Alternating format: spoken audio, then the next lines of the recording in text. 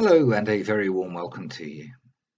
I think it was a little over a year ago I first published a video about this particular observation. It's made from a hill called Traprain Law in East Lothian in Scotland, and I published it alongside some other videos showing similar and other observations from the same place, and some from the Hopetoun Monument here, which is on the left hand side of this picture. All the observations I showed were impossible to make on a flat Earth, and therefore proved that the Earth is not flat. And they supported the spherical Earth, that is the commonly accepted shape of the Earth. I was able to show that this image does not match flat Earth predictions as per Walter Bislin's curvature calculator. These hills in the background here should be above the line on the screen, above the line on the model here, and what we actually observe matches well what the globe Earth model predicts. Now, I asked flat earthers to provide me with an explanation, if they could, how my picture, my observation, is possible on a flat Earth. And I never got round to responding to what was probably the only sort of semi-legitimate attempt.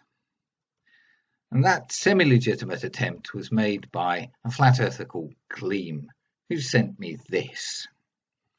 And today I'm going to have a look at this attempt by Gleem. So just to familiarize anybody who is new to the channel or has forgotten the details of this particular observation, let's use Google Earth just to show you what we're looking at. I've drawn a couple of lines on here. So I'm in Scotland on a hill here called Traprain Law in East Lothian, which is the sort of region of Scotland just to the east of Edinburgh. So this is East Lothian here, and I'll just zoom in, and just to the east of the town of Haddington that I used to live in is a hill called Traprain Law, which is quite an unusual sort of hill. It's an old volcanic plug here, this kind of teardrop shape on its side, and at the very top is a trig point, a survey point, which gives a precise elevation above sea level. It's not coming out too clearly on here, but that's the top. There's a little cairn here next to it. I'm quite sure why my screen resolution is so poor now. Anyway, these three lines show the line of sight, and we're looking to the sort of west-northwest, and the Hopetoun Monument is located on a hill a little distance away, about 8 kilometers away, around about here. And if this is the hill, this is where the Hopetoun Monument is, and I'll just zoom in because I haven't drawn a line direct to the Hopetoun Monument from Traprain Law, but this is the monument just here on this hill, and you can see we should have the monument, and roughly equal distance in our field of view is Ben Lomond, indicated by the red line, Ben Narnain by the yellow line, and Benin by the white line here. So with the Hopetoun Monument positioned on the left of our field of view, we get the three peaks in the distance in the same field of view. So that's where the Hopetoun Monument is, and the mountains themselves are a considerable distance further away on the west side of Scotland. So this is the view. Ben Lomond is this hill here. This is Loch Lomond, and Ben Lomond is the hill or mountain that overlooks the the east bank of Lomond. So there's Ben Lomond, and we'll just move that into the center of the screen. And here is Ben Narnain, and here is Ben Eam. Okay, and obviously there are other peaks in the foreground. These are lower peaks. So we look over across, and this is the highest peak in that particular field of view. And same with Ben Narnain, and you can't see this peak because it's lower behind. So the identification of those peaks was confirmed on Peak Finder on the original videos, and please look up those original videos if you want some more details. So before we get to Gleem's drawing, a little quick recap about why this observation is impossible on a flat Earth. So here is our picture, and we have a camera at 221 meters on Traprain Law. The Hopeton Monument here is at 210 meters, and so if the Earth was flat, everything below the red dotted line on the screen would be 210 meters or lower, and anything that was higher than 210 meters above sea level should appear above the red line on the screen. And of course, Ben Lomond, Ben Narnain and Ben Eam are considerably higher than 210 meters, and yet they appear below the line. And the obvious explanation for this is that the Earth is not flat, but is indeed spherical, and due to the curvature of the Earth, these mountains appear below the line that we have across the screen here. This can be confirmed by some simple modelling. I used Walter Bislin's curvature calculator, and my flat Earth predicts that Ben Lomond, Ben Narnain and Ben Eam should indeed be way above the line. The red and yellow here depicts the Hopeton Monument, the height of the top of the Hopeton Monument, and the spherical Earth model, the globe model if you prefer, predicts pretty much exactly what we see, with Ben Lomond being just about at the same height as the top of the Hopeton Monument, Ben Narnain a bit lower, and Ben Eam a little bit higher than Ben Narnain, but not up to the line, not as high as the line, still below the line. And so this is pretty much exactly what we observe, and so good evidence to support a spherical Earth, and certainly proof that the Earth cannot possibly be flat. And when I first presented this, I asked flat earthers to explain how this was possible on a flat Earth. And we'll look at Gleem's attempt in a little while. Just to further sort of hammer home the point about what happens on a flat surface, I originally showed this demonstration with soda cans, which confirms exactly what I was saying, and I've subsequently been to a local indoor athletics facility and shown using hurdles that indeed objects that are the same size, if the camera is at the same height as the hurdle in the front here, which it is in this picture, then all the hurdles of the same height appear. The top runs level with this line, and a taller object like the taller hurdle at the back here, or the high jump pit stands, or this mat, or this trolley, these all appear above the line because they're taller than the height of the hurdles at the front. And this is over a distance of about 80 or 90 meters. If you lower the camera, you can indeed get more distant objects to drop below the height of this line. This is with the camera lowered, so it's level with somewhere about here on this hurdle. But that wasn't the case in my observation. In my observation, the camera was higher than the Hopeton Monument, higher than the hurdle here in the front. And what happens when the camera is higher than the reference object in the front is that all the objects that are the same elevation move above the line. And so this completely confirms my assertion that the mountains cannot possibly appear below the line if the Earth is flat. You can represent this as in diagrammatic form, like in this side view, which is not to scale. And you can do a proper scale diagram. It barely fits on screen, but bear with me. So this is the scale that I used.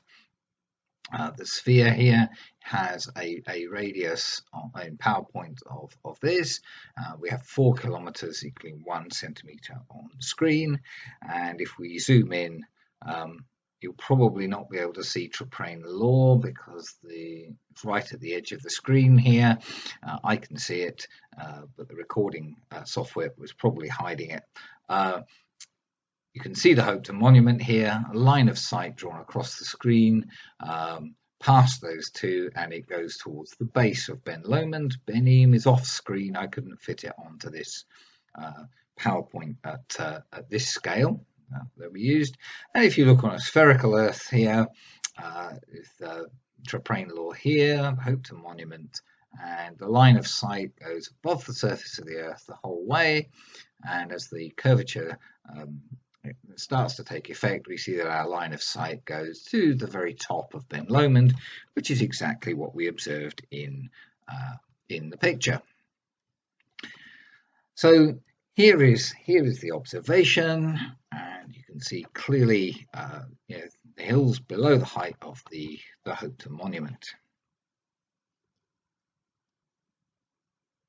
just as we showed before.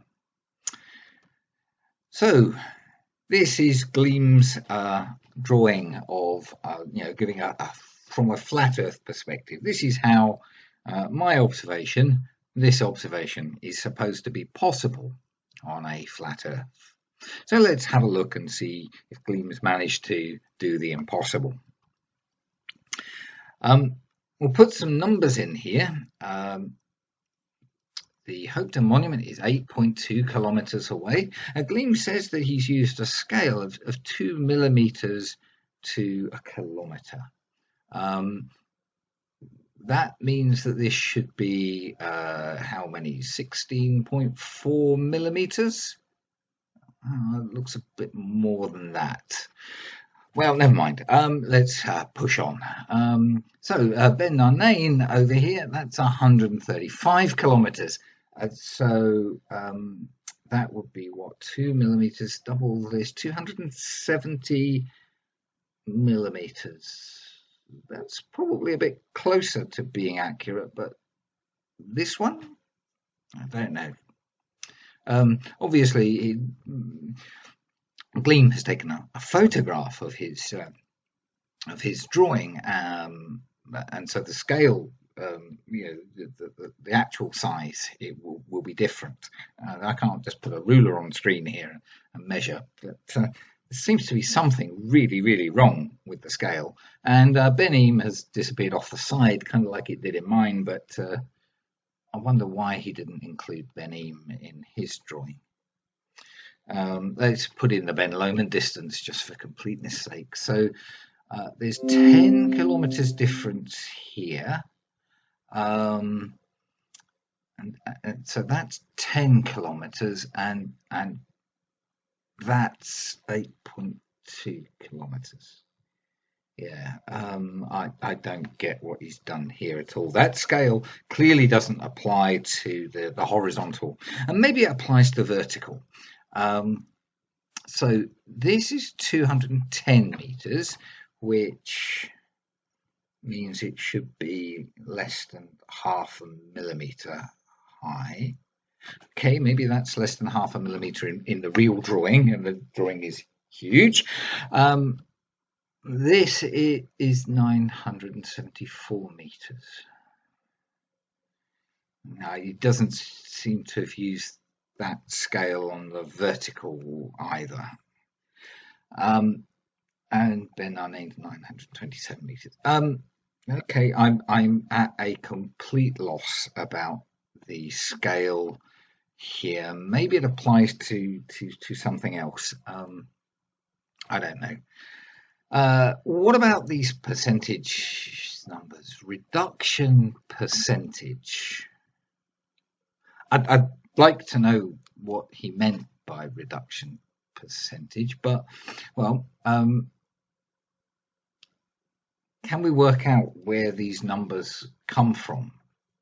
The observer's here, and at an unspecified distance from the observer, we miraculously get 100% from somewhere.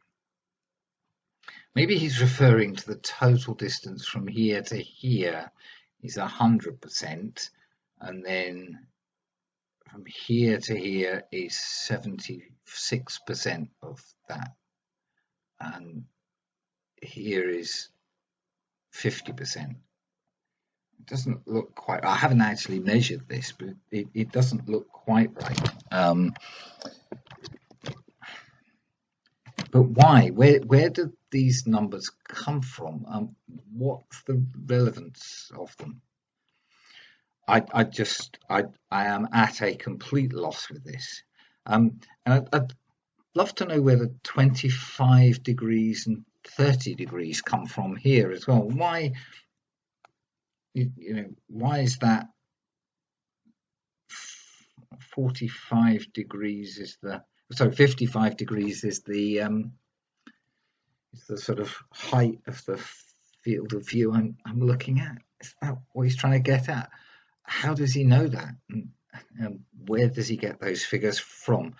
Then we've got a real floor and an apparent rise in the floor. Well, yes, when you look at a floor, in front of you, it does appear to rise up in front of you. That's what our perception makes it look like, but it's not what actually happens in reality.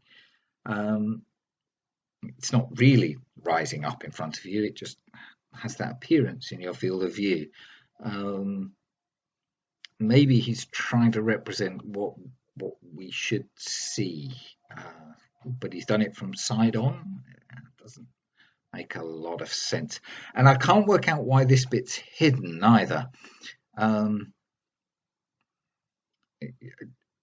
an observer here. Okay, it's not going to be, because I zoomed in, to get this particular shot. So maybe that's why this is 100%. But well, it's not very well explained, and it's not to scale at all. And what he's done, really, it seems to me, is he's just put some lines on a bit of paper that show the Hopeton Monument higher than the top of Ben Lomond, and he's actually got Ben Narnain higher than Ben Lomond as well. I give up. This, ladies and gentlemen, was the best effort that I received in an attempt to explain how this is possible on a flat Earth. It's not possible on a flat Earth. It simply isn't. It is utterly impossible to take this picture on a flat Earth. And therefore, the Earth isn't flat. Thanks for watching.